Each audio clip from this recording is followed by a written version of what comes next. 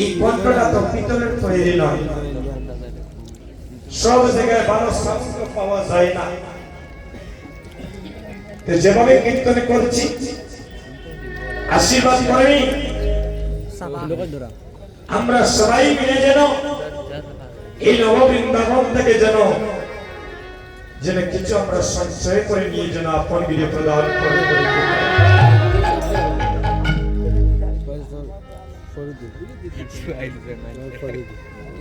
মহাজন বললেন চক্ষুদান দিল যে আমাদের সবার জন্মে জন্মে প্রভু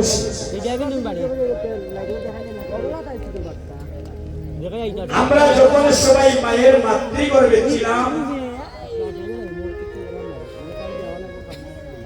তখন আমাদের সবার দুটি নয়ন অন্ধ ছিল।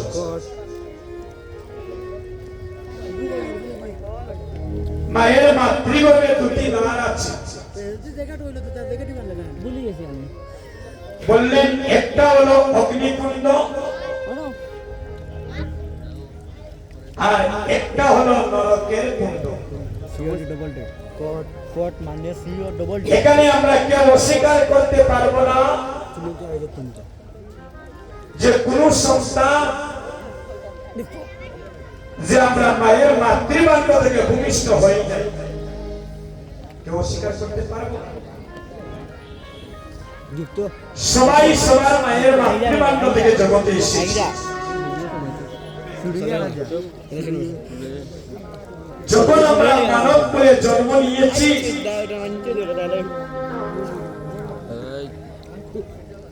আমরা কখন ধরাধামে আসলাম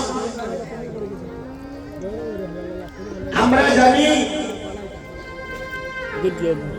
একটা সন্তান মায়ের মাতৃভাণ্ড থেকে ভূমিষ্ঠ হয় আমার মানে তোমার তো কোনো সমস্যা নাই, আমার মানে তোমার 10 মাস 10 দিন পরে 12 কলার হইছে না, হয়তো 7 দিন 10 দিন বেশি হইতো পারে, এটা মন উঠে যাবে নাকি না? কথাগুলো শুনে আইডা না দেখের চাই না আমরা যে জগতের বুকে সবাই আসনা সমস্যা দিছেন মায়ের মাতৃভাণ্ড থেকে আসার একটা সময় থাকে, বাধা থাকে। 10 মাস 10 দিন পরে না হয় 7 10 দিন ব্যতিক্রম হয়, নাকি? আমরা বুঝতে পারি ওই মায়ের মাতৃভাণ্ড থেকে মহাপ্রভুর করুণায় একটা মানব জাতি জগতে আসতেছে। এটা কইছেন জন্মের পরে বুঝতে পারি সে অন্ধ না তার নয়ন চক্ষুদান দিয়েছে। জন্মের পরে বুঝতে পারি সে বোমা না সে কথা বলতে পারে। জন্মের পরে বুঝতে পারি তার চরণ দিয়ে চলার শক্তি ভগবান দিয়েছি না সে পঙ্গু হয়ে জগতে জন্ম নিয়েছে। কথা বলে একটু বিচার করবেন। কিন্তু মায়ের মাতৃভাণ্ডে যখন থাকি তখন তো আমরা কেউ বলতে পারি না আমরা জগতে কিভাবে আসছি, কারণ উনি আমাদের দেহটা গঠনই করে দিচ্ছেন কে? শ্রীমৎ গৌরাঙ্গ মহাপ্রভু। সকল মা সকল পিতা ভগবানের কাছে প্রার্থনা করেন সন্তানটা সুস্থভাবে ধরাধামে আসে। মা জগতে আসার একটা সময়ে বাধা থাকে, কিন্তু ভক্তগণ এই জগৎ থেকে যাবার কিন্তু কোন সময় বাধা থাকে না রে ভাই। 5 বছরের শিশু মারা যায়, 20 বছরের সন্তান মারা যায়, আবার দেখা যায় অনেক সন্তান জন্ম নিয়েও মারা যায়। তার কারণটা কি মা? এটা হচ্ছে কলির যুগ।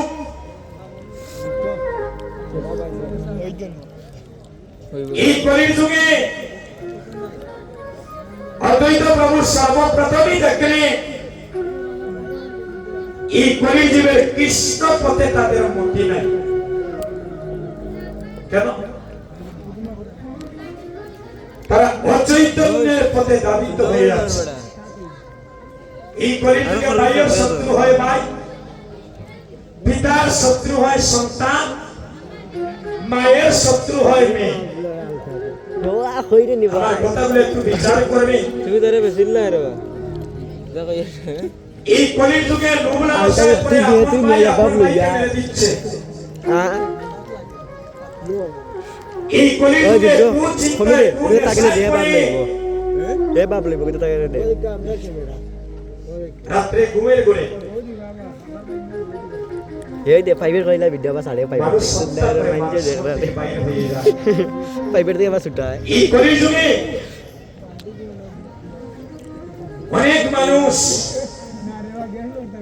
দেখতো মনে দেখো জান মোর বাগ নিয়ে দেখো জন্ম নিয়েছি আমরা ধরা যাবে। কই তো মানুষ পয়সা আইসা দেখেন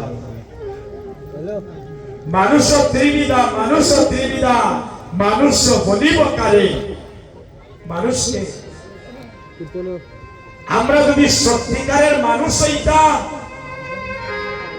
তাহলে আমাদের মধ্যে এত বিবাদ কেন, আমাদের মধ্যে এত উঁচু নিচু বিচার কেন,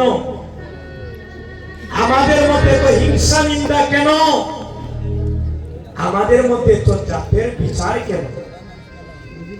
এখানে তো ভক্ত সমাজে অনেক ভক্তগণ বসে আছে,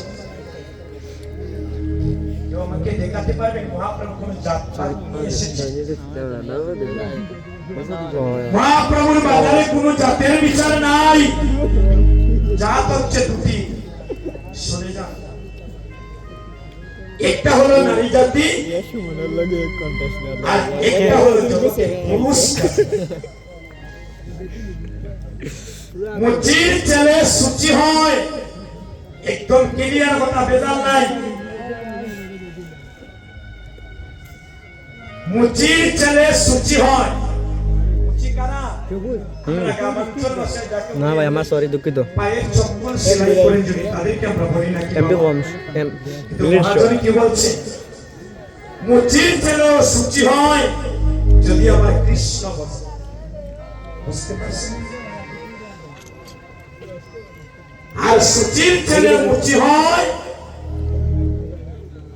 যদি আমার কৃষ্ণ পেছে। বক্তব্য দোষ মাতৃমণ্ডলীগণ, যেদিন ধরা দামে টাকা পয়সা আসলাম, কিচ্ছু নাই মামা কিটা দোষ কেউ কোনো জাতের গরু বা দলের গরু নিয়ে আসেনি। আসার সময় একটা নদী পাড়ি দিলাম, আর নাই বাবা ওই নদীটার নাম হলো ভব নদী। দেখি আর যেদিন এই জগৎ থেকে চলে যাবো দাদা, এই সুন্দর পৃথিবী ছেড়ে যদি চির বিদায় নেব, আবার সবাইকে একটা নদী পাড়ি দিতে হয়। টাকা হবে রুদ্রটা এই নদীটার নাম হলো বৈতরণী নদী। তে মারা যাওয়ার পরে যে নদী পাড়ি দিতাম, আমরা টাকা পয়সার সঙ্গে নিয়ে যেতে পারবো না কি দাদা? শাস্ত্রে বলছেন একমাত্র যাবে মধুর হরিনাম কৃষ্ণ নাম। কমেন্ট করতাম যদি শেষের দিনে যদি তুমি ভব নদী পাড়ি দিতে চাও, একমাত্র তুমি নাম আশ্রয় করো। এই নামেতে মুক্তি, এই নাম তোমাকে সেই দিব্যধামে নিয়ে যাবে। তাই বলছেন গতি নাই, গতি নাই, গতি নাই রে ভাই। আর এই কলির যুগে হরির নাম নিয়ে এই কলির জীবের মুক্তি নাই রে ভাই। যেদিন মায়ের মাতৃগর্ভে ছিলাম, আমার ভিডিও কর আমাদের সবার মস্তকটা ছিল নিচ দিকে। আমি দেখতাম কেন কেউ ওই যে অস্বীকার সেটা করে পরে উঠতে যাবে, কথা পরে বলতে পারে না।